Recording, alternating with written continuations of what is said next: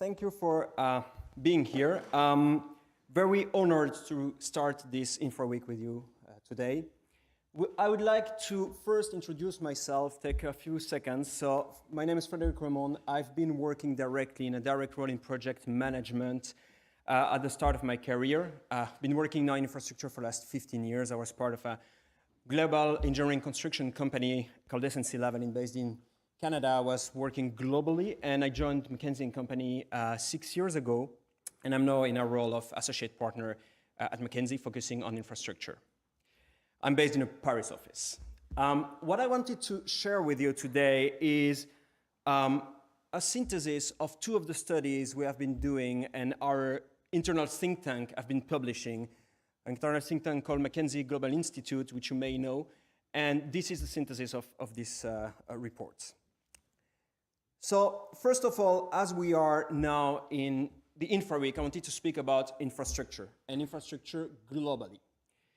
First of all, I wanted to share what infrastructure represents today globally.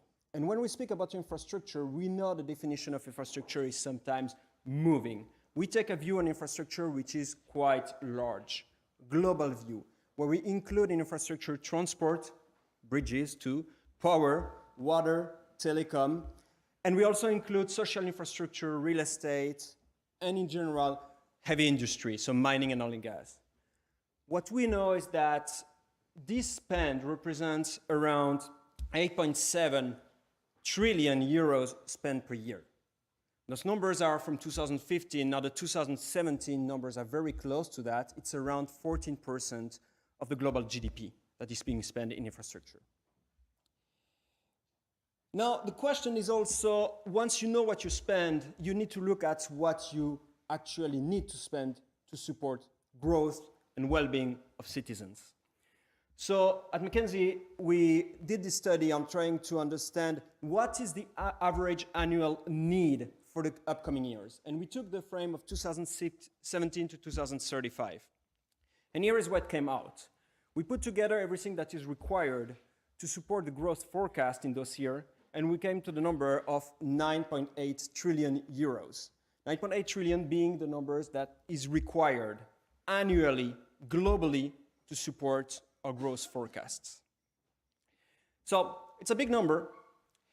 The question then is really, can we actually finance that? Is it sufficient? And to really respond to this question, we need to go on a more granular level. So we did that. So the study went at a very granular level where we looked at each and every country. What you see here, if you focus on the left-hand side, is some of the countries, a sample of countries that we have taken, and we said, what is the percentage of GDP that the country is actually spending on infrastructure? And you see China at the top. Yes, so China decided to spend 8.3% of the GDP in infrastructure over the period 2010-2015. On the contrary, if you look at Europe, we're spending a little bit less, which makes sense. China is a developing country, spending a lot on new infrastructure, whereas Europe in general has already a stock of infrastructure that is quite large. Now, it's not just about what you're spending, you also need to look at what is required. So we put, in contrast to that, what is required based on GDP forecasts. And that's what you see on the right-hand side. So for example, if we take China, we realize that China is actually spending more than what the growth is actually forecasted for. So to support the growth, they're actually spending even more than the forecast. This is true also for Australia and true also for Japan. On the contrary, some other countries that we have found in the study are not spending enough. And this is, for example, India, which has a huge need, which is, for example, Mexico also has a huge need. If we look at Europe, and more specifically France, we understand that based on past spend, France is actually spending enough to support the growth forecasts. However, this is just based on the current forecast. And you could imagine that if you want to increase your growth and you want to support it more, you would have to spend more, either in new infrastructure or maintaining the current infrastructure. So what came out of that is the question of, now that we know that some countries are underspending, what can we do to make sure that it doesn't impact the well-being of citizens? How can we actually get more out of the current spend? That was the key question that drove us. And so what we did is we looked at what could be the potential productivity gain that you could get in infrastructure. We look at 3 levers, and I'm actually glad those levers were already mentioned today, some of them. For example, choosing the right project. I think our Minister of Economy just mentioned that. This could lead to 8% growth in productivity over the spend. That's one lever. The second lever is actually making the most of the existing infrastructure. How can we make sure that the current infrastructure is actually being used until the end of the life and not spending to replace for the same? And the last one, which is a very interesting one, is how to make sure that when we deliver a project, when we have chosen a project to deliver it, it actually brings the benefits within the cost and within its schedule. This, for me, is the most interesting one. It can bring up to 15% of productivity gain. And so what we did is actually, we asked people from the entire infrastructure value chain, what are the constraints you are feeling? What do you think could actually help you? What are the problems you see now? And so we looked at 3 categories, which is the industry dynamics, what you can do on a more operational level, but also the external forces. And so what you said is on external forces, well, our projects are getting more complex, are getting bigger. Also, the market is sometimes distorted.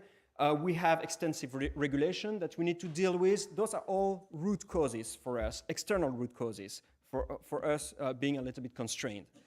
In terms of industry, what you said is, well, our contractual structures actually not always aligned between each of the players.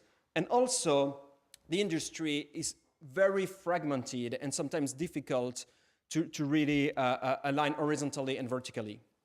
And the last part, you said, in terms of operational factor, something that the companies themselves can touch, is one, our design processes are not always focused on productivity and total cost of ownership.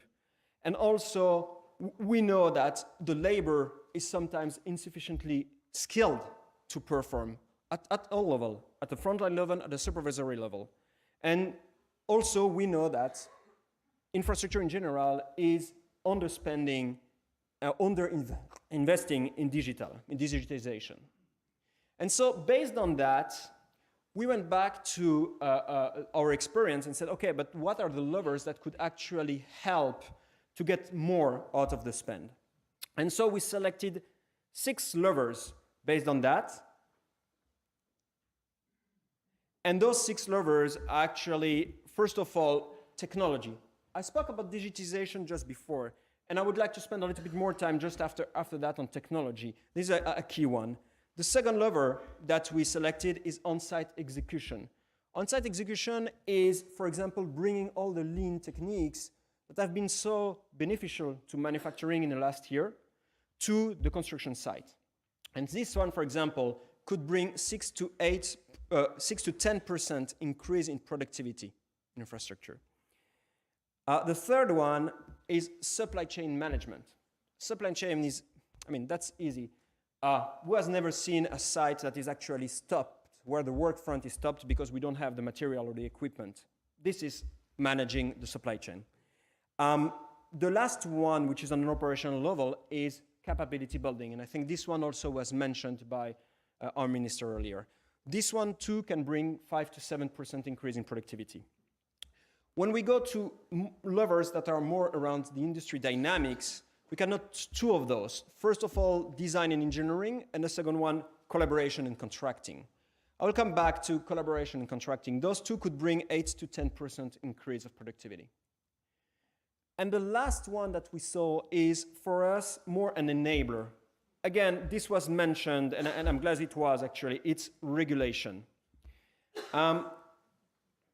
Regulation. So we classify it as an enabler, but we believe also that regulation is really an external force that can help or hamper productivity of infrastructure. We believe that those levers put together, plus the enabler, could bring up to 50% increase in productivity. And so I wanted to take just a few minutes to focus on two main ones, technology and contracts. For technology, and I know technology is a word, or digital is a word that we are hearing a lot today. It's actually true that we believe that the best firms today in infrastructure, when we speak about technology and contractual, first of all, on contractual, are putting down the basics and also going beyond. I'm going to present the basics for contractual. First, being able to negotiate beyond cost for a contract. Being able to have a contract that focuses on value rather than cost. Having a single source of truth, which I see too many times on projects where people don't know exactly where the project is, what has been spent, what's the progress. Adding incentives that are aligned with the contract. That's a few of the examples. Firms that are really better and pushing even further beyond the basics, we actually put in place also alternate contracting strategy. One example for that is what we call the IPD. That's actually a way of contracting where the contractor is already with the owner and builds the project with the owner from day one, integrated project delivery. And then also another example, investing upfront in planning and scoping, making sure that the contractor is involved, that the experts are involved from multiple sources from the beginning. If I go back to digital, which was my point earlier, in digital, what the best companies are doing, first of all, they all have 3D model, and that's basic in all projects. They also use drones for aerial vehicles, drones to scan, to monitor, aerial vehicles also for mapping that they're using, and digital collaboration and mobility tools. Once they want to push it further, what they will be using also is they use a 5D beams. Now 5D is using the 3D model, but adding on the top cost and schedule so that you're able to follow up the entire project just through your 3D model. They also leverage the Internet of Things.